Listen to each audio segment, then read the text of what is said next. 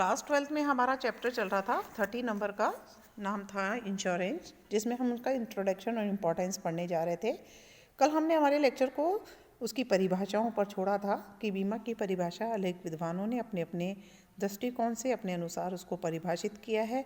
हम अध्ययन की दृष्टि से इसको 3 भागों में बांट कर पढ़ रहे हैं और कल हमने इसकी परिभाषाओं में इसकी सामान्य परिभाषाओं को डिस्कस किया था। लेट्स आगे आज हम स्टार्ट करते हैं इसकी सेकंड परिभाषा, जिसको दूसरी परिभाषा के नाम से जाना जाता है, वो है कार्यात्मक परिभाषा। कार्यात्मक या व्यावसायिक परिभाषा, इसको हमने नाम दिया है। कुछ विद्वानों ने बीमा को उसके कार्य यानी प्रक्रिया को स्पष्ट करते हुए उसकी कार्यात्मक परिभाषाएं दी है। वो कहते हैं कि बीमा द्वारा हानि से सुरक्षा या हानि की पूर्ति की जाती है। इन परिभाषाओं के अनुसार जो बीमा है, बीमित को कोई भी हानि होती है जो भविष्य में जो कि निश्चित नहीं होती है, उससे सुरक्षित करने का या उसकी क्षतिपूर्ति प्रदान करने की प्रक्रिया के रूप में उन्होंने उसे परिभाषित किया है। ब्रिटानिका विश्वकोश के अनुसार बीमा एक सामाजिक तरीका है जिसके द्वारा व्यक्तियों का एक बड़ा समूह समान अंशदान की व्यवस्था के द्वारा समूह के सभी सदस्यों की कुछ सामान्य मापने योग्य आर्थिक हानि को कम करने का या दूर करने का प्रयास करता है। इस परिभाषा के अनुसार क्या चीज़ समझाई गई है कि बीमा क्या है, एक मिलजुल कर कार्य करने का तरीका है, जिसके अंदर क्या किया जाता है कि एक बड़े समूह यानी जो लोग जो अपने भविष्य में अनिश्चितताओं से सुरक्षा प्राप्त करना चाहते हैं या अनिश्चितताओं से जो होने वाली जोखिम है उसकी क्षतिपूर्ति प्राप्त करना चाहता है, उन सभी व्यक्तियों की कुछ राशि, जिसे कि हम बीमा प्रीमियम कहते हैं, अंशदान के रूप में इकट्ठी करके उस समूह के जितने भी सदस्य हैं उनमें से किसी भी को भी जब कोई हानि होती है जो कि मापने योग्य, जैसे कि मापा जा सकता है मौद्रिक रूप में, उस आर्थिक हानि को दूर करने का या उसे उससे सुरक्षित करने का प्रयास करना ही क्या कहलाता है, बीमा कहलाता है। रागल और मिलर के अनुसार बीमा एक सामाजिक उपाय या योजना है जिसके द्वारा एकाकी व्यक्तियों की अनिश्चित जोखिमों को समूह के साथ जोड़ा जा सकता है तथा उन जोखिमों को अधिक निश्चित किया जा सकता है। ये परिभाषा दी है सभी व्यक्तियों द्वारा समय समय पर दिए गए अल्प अंशदान से निर्मित कोष से उस होने वाली जोखिम की यानी हानि की पूर्ति की जा सकती है। तो ये चीज़ भी वही बता रहे हैं कि सामाजिक तरीका या योजना यानी मिलजुल कर किसी भी जोखिम को उठाने का एक तरीका है, जिसमें क्या करते हैं, किसी भी एक व्यक्ति की, जो उस समूह का एक व्यक्ति होता है, उसकी अनिश्चितता से जो जोखिम होती है उसको पूरे समूह के अंदर बांटा जाता है। बांटा कैसे जाता है कि सभी व्यक्ति मिलजुल कर एक अंशदान के रूप में एक पूरा कोष इकट्ठा करते हैं और उस कोष में जिस भी व्यक्ति की समूह के अंदर किसी भी अनिश्चितता से जोखिम होती है, हानि होती है, उस निर्मित कोष से उस हानि की पूर्ति की जाती है। फिर आता है federation of insurance institute Mumbai के अनुसार बीमा क्या है, एक विधि है, एक तरीका है जिसके अंदर एक समान प्रकार के जोखिम से घिरे हुए व्यक्तियों एक सामान्य कोष में अंशदान करते हैं और इसमें से कोई भी दुर्भाग्यशाली व्यक्ति की जो दुर्घटना से हानि होती है उसको पूरा किया जाता है। बहुत सिंपल सी परिभाषा, बीमा क्या है, एक तरीका है। उसके अंदर हम समान प्रकार के जोखिम से घिरे हुए व्यक्ति एक अंशदान के द्वारा एक कोष का निर्माण करते हैं और उनमें से जो व्यक्ति जो अंशदान करते हैं, अगर दुर्भाग्यवश एक्सीडेंटली कुछ उसके साथ घटित हो जाता है तो उस घटना से हुई हुई हानि को पूरा करने का उस अंशदान में से प्रयास किया जाता है, इसी को बीमा कहते हैं। तो परिभाषा क्या आती है कि एक सामाजिक उपाय है जिसके द्वारा बड़ी संख्या में लोग एक संगठन के अंतर्गत कुछ जोखिमों से सुरक्षा पाने के लिए प्रीमियम देकर, जिसे हम जो कोष बोल रहे हैं ना कि कुछ अंशदान देते हैं, उसको हम बीमा की भाषा में बोलते हैं प्रीमियम देकर एक फंड का निर्माण करते हैं और उस फंड में से किसी भी सदस्य को कोई भी हानि होती है जिसे कि मापा जा सकता है आर्थिक रूप से, उसकी क्षतिपूर्ति करता है, इसी को हम बीमा कहते हैं। तीसरी परिभाषा जो आती है हमारी आती है अनुबंधात्मक या वैधानिक परिभाषाएं। ये परिभाषा जो है वैधानिक रूप को स्पष्ट करती है। उन्होंने बताया है कि बीमा जो होता है दो व्यक्तियों के बीच किया गया, दो पक्षकारों के बीच किया गया अनुबंध होता है।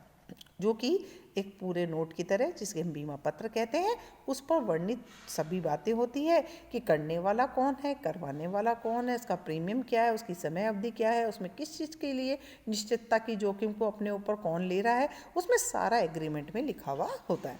ठीक है, तो न्यायमूर्ति टिंडाल के अनुसार बीमा क्या है? एक अनुबंध है जिसके अंतर्गत बीमित बीमाकर्ता को एक निश्चित धनराशि एक निश्चित घटना के घटित होने की जोखिम उठाने के प्रतिफल के रूप में देता है। इसका मतलब है कि बीमा करवाने वाला व्यक्ति बीमा करने वाले व्यक्ति को एक प्रीमियम के रूप में पैसा देता है और उससे ये वचन लेता है कि आने वाले समय में, जो कि उस बीमा पत्र में वर्णित होगी, अगर उससे कोई भी घटना घटित होती है तो उसकी जोखिम की क्षतिपूर्ति हानि के रूप में वह बीमाकर्ता उसको करेगा। ठीक है, तो जो जोखिम उठा रहा है व्यक्ति, तो वो प्रीमियम ले रहा है, और प्रीमियम वो किसके बदले में दे रहा है? ताकि उसके आने वाले समय में कोई भी घटना घटित होती है तो उसको उसका क्षतिपूर्ति प्राप्त हो। तो ये प्रतिफल है, अनुबंध में प्रतिफल का होना जरूरी होता है। आपको मैंने पहले भी बताया, अनुबंध दो पक्षकारों के बीच किया जाता है, ये वैलिड होता है, उसका उद्देश्य वैलिड होता है, इसमें प्रतिफल का होना जरूरी होता है, इसमें सब कुछ निश्चित होता है। तो इसको यहाँ पर उन्होंने क्या कहा है वैधानिक रूप से? बीमा को एक अनुबंधात्मक एग्रीमेंट कहा है। ठीक है, आगे चलते हैं। दूसरी परिभाषा रीगल और मीरर के अनुसार है, वैधानिक दृष्टि से ये अनुबंध है, इसके अंतर्गत बीमादाता बीमित को एक समझौते के तहत होने वाली वित्तीय हानि को पूरा करने के लिए क्या करता है? ठहराव करता है, और बीमित इसके लिए प्रतिफल प्रीमियम के रूप में चुकाने को सहमत होता है। ये भी एग्जैक्टली वैसी की वैसी है।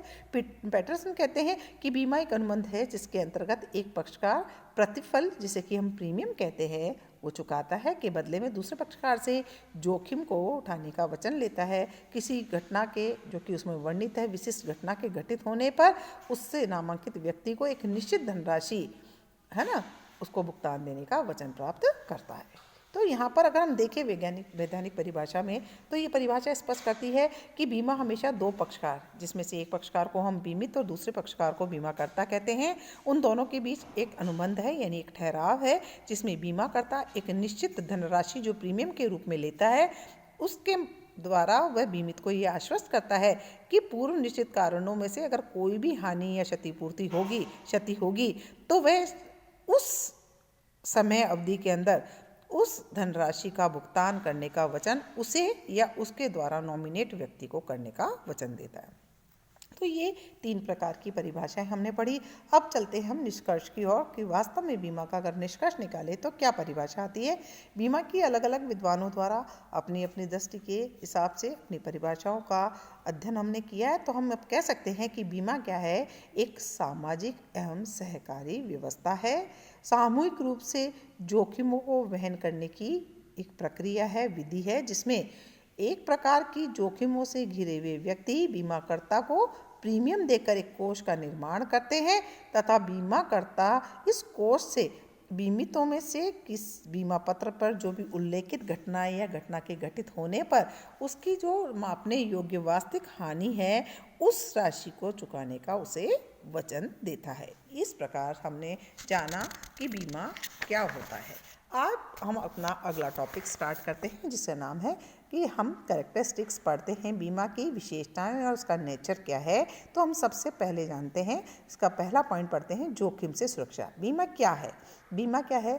आर्थिक सुरक्षा का कवच है, यानी जब भी किसी व्यक्ति को किसी भी प्रकार की जोखिम से आर्थिक हानि पहुंचती है तो बीमा उस आर्थिक सुरक्षा का कवच उसे प्रदान करता है। यह जीवन का, माल का, संपत्ति से संबंध व्यापक जोखिमों को समाप्त करता नहीं है। मैं आपको बता दूं, जोखिमें हमेशा विद्यमान रहती है, जोखिमों को ख़त्म नहीं किया जा सकता है, लेकिन उन जोखिमों से आपकी होने वाली जो क्षति है उससे आपको सुरक्षित किया जा सकता है, और वो तरीका क्या है? बीमा है। तो बीमा वास्तव में क्या है? हानियों को ख़त्म करने का तरीका नहीं है, ये हानियों से होने वाली जोखिम से आपको सुरक्षा प्रदान करने का तरीका है। फिर दूसरा पॉइंट आता है जोखिमों का विभाजन। बीमा किसी व्यक्ति, परिवार, किसी संस्था को निश्चित घटना के घटित होने वाली आर्थिक हानि को सभी बीमा कराने वाले व्यक्तियों के बीच में बांटने की एक विधि है। मैंने आपको बताया था कि हम बीमा बहुत सारे लोग कराते हैं जो कि समान जोखिमों से घिरे होते हैं। हम प्रीमियम देते हैं, प्रीमियम का कोष निर्माण होता है, लेकिन क्या सभी के साथ घटना घटती है? नेवर, कभी नहीं। हम में से किसी के साथ, किसी एक के साथ, किसी के 10 के साथ घटना घटित होती है। तो ये घटना जो घटी होती है जिससे उसको हानि होती है, ये हानि एक व्यक्ति उठाए तो बहुत बड़ी लगती है, लेकिन ये हानि, ये घटना हम क्या करते हैं, उस समूह के सभी लोगों के अंदर विभाजित कर देते हैं। उसी का तरीका है। तो ये जोखिम जो एक व्यक्ति की है, ये जोखिम उस समूह के सभी व्यक्तियों में बढ़ जाती है। इसीलिए बीमा को क्या कहा गया है? जोखिम के विभाजन का तरीका कहा गया। ये घटनाएं परिवार के सदस्य की मृत्यु भी हो सकती है जिससे दुख होता है, या सामुद्रिक घटनाएं हो सकती है, चोरी, डकैती, प्राकृतिक प्रकोप किसी रूप में हो सकती है। अब एक व्यक्ति को हो, अब उसकी जो हानि है उसको हम सभी समूह के व्यक्तियों में बांट देंगे, तो क्या है? ये जोखिमों को विभाजित करने का तरीका। मोस्ट इम्पॉर्टेंट पॉइंट थर्ड, सहकारी व्यवस्था है।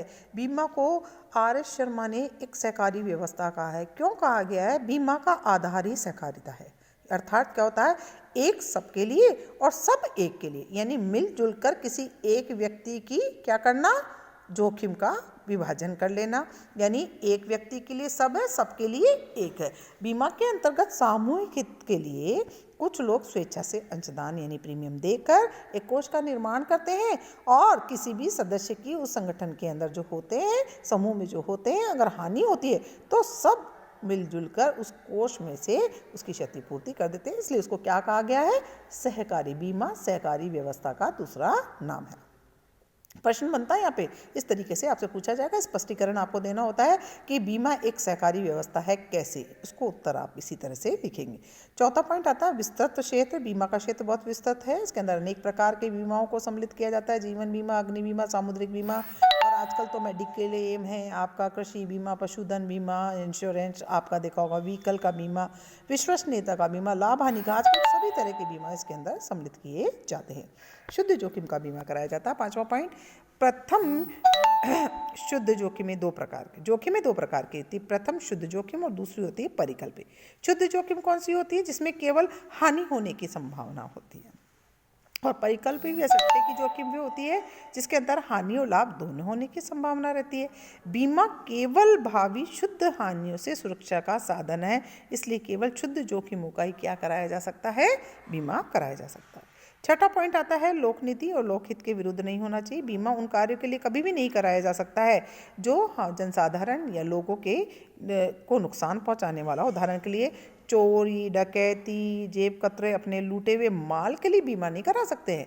आप अपने माल की सुरक्षा के लिए बीमा करा सकते हैं क्योंकि ये लोकहित के विरुद्ध नहीं है, लेकिन लूटे हुए माल का बीमा कैसे करा सकते हो? तुमने तो दुनिया के जो लूटा हुआ माल है वो लोकहित के विरुद्ध है, तो उसका बीमा नहीं कराया जाता। कानून द्वारा नियमन होता है। आज जितने भी बीमा कार्य किए जा रहे हैं, देश की सरकार का उस बीमा के कार्य पर पूरा तरह से नियंत्रण होता है। प्रत्येक देश के अंदर सरकार बीमा की व्यवस्था के संचालन के लिए कानून बनाती है। जैसे हमारे देश के अंदर जीवन बीमा अधिनियम, सामुद्रिक बीमा अधिनियम, साधारण बीमा अधिनियम, राष्ट्रीयकरण, ये सब हमारे IRDA यानी बीमा नियामक एवं विकास प्राधिकरण है, इसमें नियंत्रण किया जाता है।